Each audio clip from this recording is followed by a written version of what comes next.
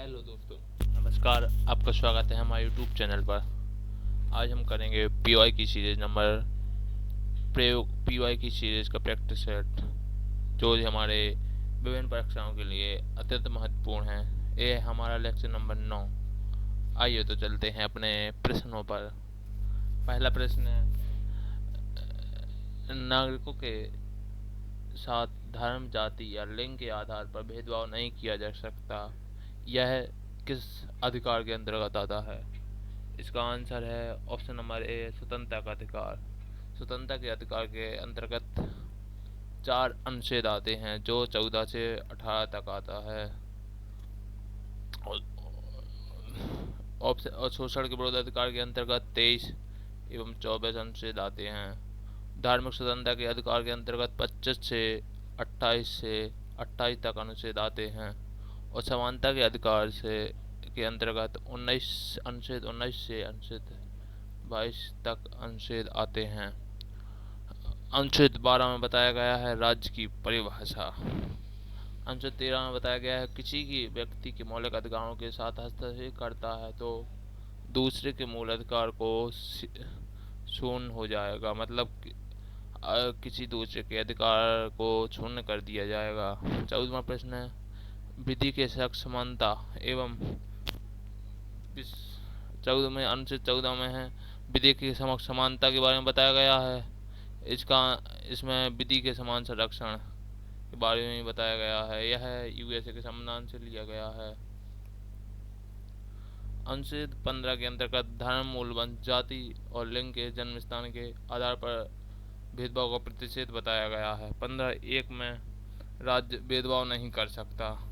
15(2) में बताया गया है कि प्राइवेट व्यक्ति भेदभाव नहीं कर सकता, जैसे दुकान, रेस्तरां, होटल, मनोरंजन, कुआं, नदी घाट आदि पर भेदभाव नहीं हो सकता। अनुच्छेद 15 के अंतर्गत है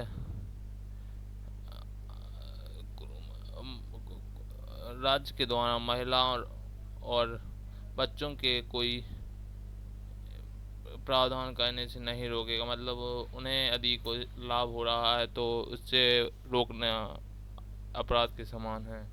15(4) में बताया गया है इस अनुच्छेद या अनुच्छेद 29 खंड 2 में कुछ भी राज्य नागरिकों को किसी भी सामाजिक और शैक्षणिक रूप से पिछड़े वर्ग की उन्नति के लिए अनुसूचित जातियों और जनजातियों के लिए कोई विशेष प्रावधान करने से नहीं रोकेगा। 16 में बताया गया है लोक नियोजन के विषय में अवसर की समानता, अर्थात धर्म, मूलवंश, जाति, लिंग, जन्म स्थान, निवास स्थान पर बचक्रम के आधार पर कोई भेदभाव नहीं करेगा। इसमें सरकारी नौकरी में भी समानता है। अनुच्छेद 17 में अस्पृश्यता का अंत, अर्थात छुआछूत का अंत।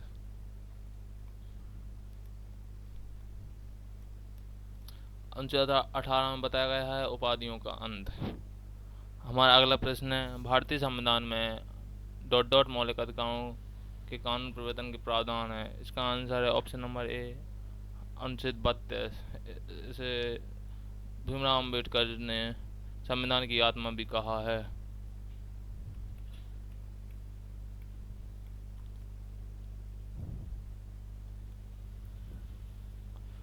अनुच्छेद 28 में बताया गया धार्मिक संस्थानों पर उपस्थित या कुछ शैक्षणिक संस्थानों में धार्मिक पूजा के संबंध में स्वतंत्रता है। 29 में अल्पसंख्यकों के हितों की सुरक्षा के बारे में बताया गया है संवैधानिक उपचारों का अनुसार, जो अनुच्छेद 32 से अनुच्छेद 35 के अंतर्गत आता है। अनुच्छेद 32 में संविधान का हृदय एवं आत्मा कहा है भीमराव अम्बेडकर ने। इसमें 5 प्रकार की रिटों के बारे में बताया गया है। इसमें से पहली है बंदी प्रत्यक्षीकरण। इसमें बंदी प्रत्यक्षीकरण एक कानूनी आदेश है जिसके लिए हिरासत में लिए गए व्यक्ति की आरोपों का जवाब देने और यह निर्धारित करने के लिए अदालत के समक्ष लाने की आवश्यकता होती है कि क्या उनकी हिरासत वैध है। बंदी प्रत्यक्षीकरण का अर्थ है आपका शरीर मिलेगा। परमादेश, इसका होता है अर्थ हम आदेश देते हैं। यह रिट अदालती आदेश है जो किसी सरकारी अधिकारी संस्था को कानूनी कर्तव्य निभाने या किसी गैर कानूनी कार्य से परहेज करने के लिए मजबूर करता है। यह अंग्रेजी और अमेरिकी आम कानून प्रणालियों में से न्यायिक उपाय है। तीसरी है निषेध। इसका अर्थ होता है हम मना करते हैं। इसके बारे में देखेंगे। निषेधाज्ञा एक कानूनी उपाय है जो निचली अदालत, न्यायाधिकरण या प्रशासनिक निकाय को गैर कानूनी तरीके से कार्य करने या उसके अधिकार क्षेत्र में आगे बढ़ने से रोकता है। चौथी है उत्प्रेषण।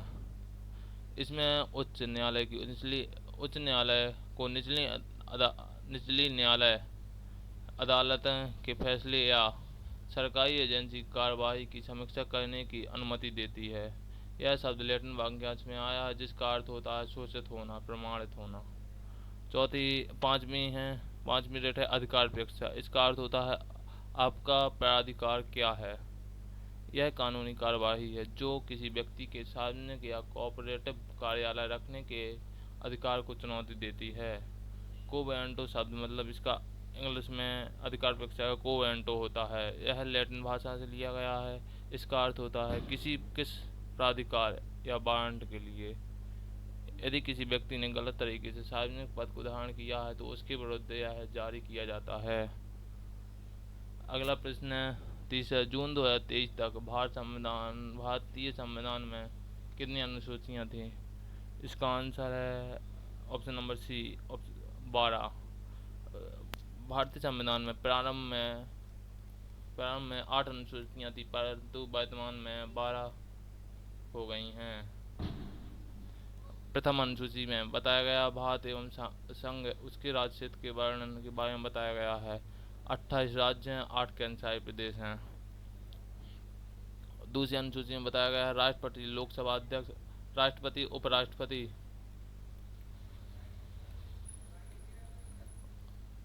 लोकसभा अध्यक्ष, उपाध्यक्ष आदि को मिलने वाले वेतन एवं पेंशन के बारे में बताया गया है। तीसरी अनुसूची में संघ राज्य क्षेत्रों, मंत्री, सांसद, विधायकों आदि के शपथ के बारे में बताया गया है। इसके अंतर्गत सीएजी, हाई कोर्ट न्यायालय एवं सुप्रीम कोर्ट न्यायालय भी आते हैं। चौथी अनुसूची में बताया गया है राज्यसभा में सीटों का आवंटन के बारे में बताया गया है।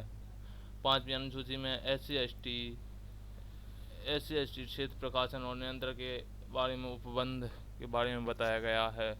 छठवीं अनुसूची में बताया गया है असम, मेघालय, त्रिपुरा और मिजोरम राज्यों में जनजातीय क्षेत्रों के प्रशासन के उपबंध के बारे में बताया गया है। इसमें मणिपुर नहीं है। सातवीं अनुसूची में बताया गया संघ सूची, राज्य सूची और संबंधित सूची के बारे में बताया गया है। आठवीं अनुसूची में भाषाओं के बारे में बताया गया है जो मूल संविधान में 14 थी परंतु वर्तमान में 22 हैं। जो 21वें संविधान संशोधन 1967 के दौरान सिंधी भाषा जोड़ी गई। 71वां संविधान संशोधन 1992 के द्वारा नेपाली, मणिपुर एवं कोंकणी जोड़ी गई। 92वां संविधान संशोधन 2003 के द्वारा मैथिली, संथाली, बोडो, डोगरी जोड़ी गई। 96वां संविधान संशोधन के द्वारा उड़िया का नाम चेंज किया गया। 9वीं अनुसूची में भूमि सुधार से संबंधित है। यह पहला संविधान संशोधन 1951 के तहत जोड़ी गई। इसके समय प्रधानमंत्री नेहरू जी थे। 10वीं अनुसूची में दल बदल कानून निषेध किया गया है। इसे 42वें संविधान संशोधन 1985 के दौरान जोड़ा गया। 11वीं अनुसूची में ग्राम पंचायत के 29 विषयों का उल्लेख है। इसे 73वें संविधान संशोधन 1992-93 के तहत जोड़ी गई है। इसके समय प्रधानमंत्री PV नरसिम्हा राव थे। 12वीं अनुसूची नगर पंचायत के 18 विषयों का उल्लेख है। इसे 74वां संविधान संशोधन 1993 के तहत जोड़ी गई। इसके समय भी PM नरसिम्हा राव थे।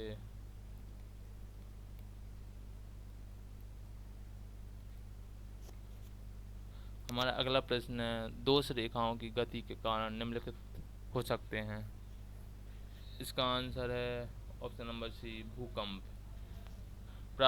तरंगे दो प्रकार की होती हैं, प्राथमिक तरंगे, द्वितीयक तरंगे। जिसे प्राथमिक तरंगों को P तरंगे भी कहते हैं और द्वितीयक तरंगों को सेकेंडरी S तरंगे कहते हैं। यह सबसे तेज होती हैं। यह द्वितीयक तरंगे ठोस में गति करती हैं। इन्हें अनुदैर्घ्य तरंगे भी कहते हैं। द्वितीय तरंगों का औसत वेग 4.6 किलोमीटर प्रति सेकंड होता है। प्राथमिक तरंगे ठोस में सर्वाधिक गति करते हैं, उसके बाद द्रव में और सबसे कम गैस में गति करती हैं। प्राथमिक तरंगों का औसत वेग 7 से 8 किलोमीटर प्रति सेकंड है। द्वितीयक तरंगें कम विनाशकारी होती हैं। प्राथमिक तरंगें सतह पर पहुंचने वाली पहली होती हैं और द्वितीयक तरंगें भूकंपमापी पर पहुंचने वाली द्वितीयक तरंगें होती हैं। एल वेव्स लंबी सतही तरंगें यह सतह और सिस्मोग्राफ तक पहुंचने वाली अंतिम होती हैं। सर्वाधिक विनाशकारी होती हैं यह।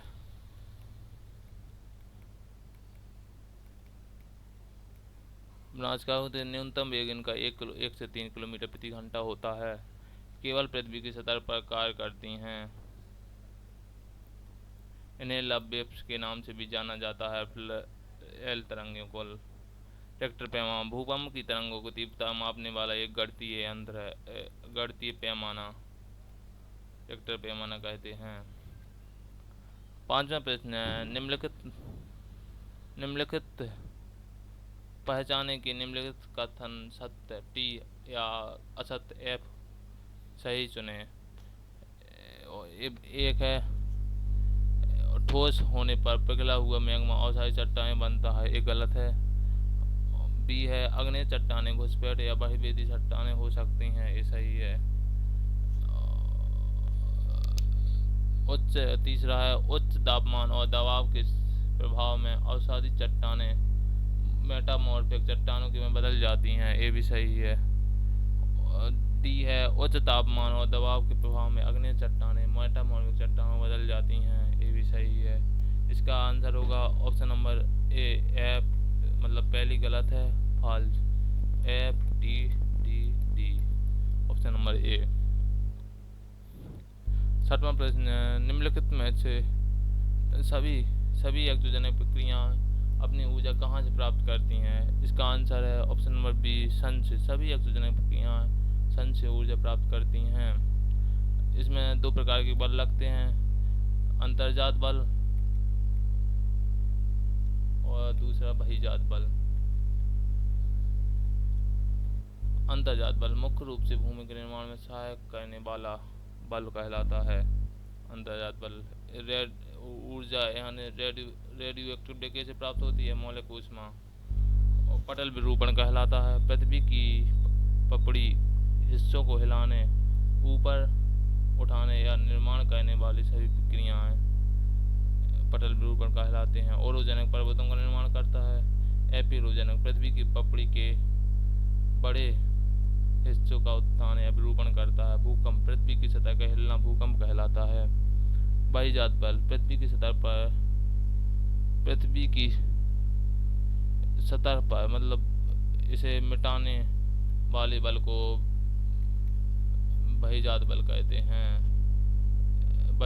बहिर्जनक भू आकृतियां प्रक्रियाएं आशा उन सभी प्रक्रियाओं से जो धरातल पर बाह्य रूप से क्रियाशील होकर परिवर्तन लाते हैं, उन्हें हम बहिर्जनक प्रक्रियाएं कहते हैं। पृथ्वी की राहत विशेषताओं को तोड़ना घिसाव कहलाता है बहिर्जात बल। इसके बहिर्जात एजेंट है पानी, हवा, भूजल और लहरें आदि। सातवां प्रश्न, बुद्ध के काल में कितने महाजनपद थे? इसका आंसर है ऑप्शन नंबर सी 16 महाजनपद थे। आठवां प्रश्न है, निम्नलिखित में से किस स्थान पर भगवान बुद्ध के 4 आर्य सत्यों पर अपना पहला उपदेश दिया था? इसका आंसर है ऑप्शन नंबर डी सारनाथ में। बोध गया में उन्हें सबसे पहले ज्ञान प्राप्त हुआ था। बौद्ध धर्म के बारे में देखेंगे आज। इसे बौद्ध धर्म के संस्थापक गौतम बुद्ध हैं। यह सांग वंश से क्षत्रिय थे। इनका जन्म 563 ईसा पूर्व लुम्बिनी नेपाल में हुआ था। इनकी मृत्यु 483 ईसा पूर्व कुशीनगर में हुई थी। बचपन का नाम इनका सिद्धार्थ था। पिता का नाम शुद्धोधन था। माता का नाम महामाया। इनकी माता की मृत्यु इनके बचपन में ही हो गई थी, लेकिन इनकी सौतेली माँ ने इनका पालन पोषण किया, जिसका नाम था महाप्रजापति गौतमी, जो इनकी प्रथम अनुयायी भी है। इन्हें पहला उपदेश दिया सारनाथ वाराणसी में। पत्नी है इनकी यशोधरा। उनके पुत्र का नाम है राहुल। गृह त्याग दिया इन्होंने 30 वर्ष की अवस्था में। ज्ञान प्राप्ति हुआ बोधि वृक्ष के नीचे बोध गया बिहार में निरंजन नदी के तट पर। बुद्ध के जीवन के महत्वपूर्ण प्रतीक कमल इनके जन्म का प्रतीक था, घोड़ा गृह त्याग का प्रतीक था जिसे महाविनिष्क्रमण कहते हैं। बोधि वृक्ष ज्ञान प्राप्ति का प्रतीक था, इसे निर्माण कहते हैं। और पहिया पहला उपदेश धर्मचक्र परिवर्तन कहलाता है। स्तूप मृत्यु का प्रतीक है, यहाँ यह महापरिनिर्वाण कहलाता है। 9 प्रश्न है, इन बतूता जो दिल्ली सल्तनत के दौरान भारत आया था मूल रूप से किस देश का निवासी था? इसका आंसर है ऑप्शन नंबर बी मोरक्को। यह मोरक्को का निवासी था। इसकी इन बतूता की पुस्तक रहला है, पुस्तक का नाम रहला है। यात्रियों को दौरान इन बतूता आया था हरियर और बुक्का के दौरान।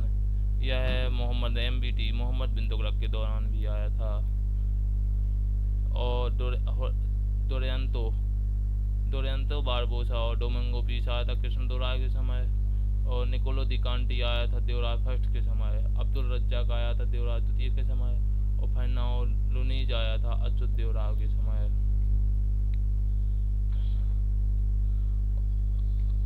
10वां प्रश्न है, विजयनगर साम्राज्य के संस्थापक हरिहर और बुक्का राय किसके मंत्री थे? इसका आंसर है ऑप्शन नंबर ए कम्बली के दरबार में पहले यह मंत्री थे। बाद में इन्होंने सन 1337 ईस्वी में विजयनगर साम्राज्य की स्थापना कर दी।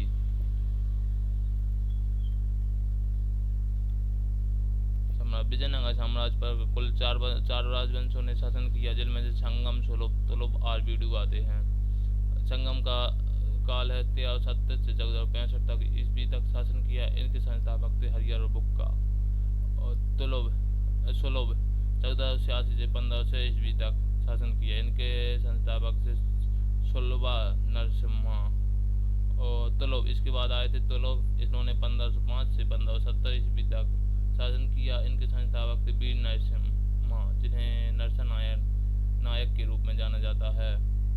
और चौथा राजवंश है आरवीडू, इसने 1570 से 1650 ईस्वी तक शासन किया। इसके संस्थापक थे तिरुमाला। यदि आपको वीडियो पसंद आए तो लाइक कमेंट जरूर कीजिएगा। धन्यवाद।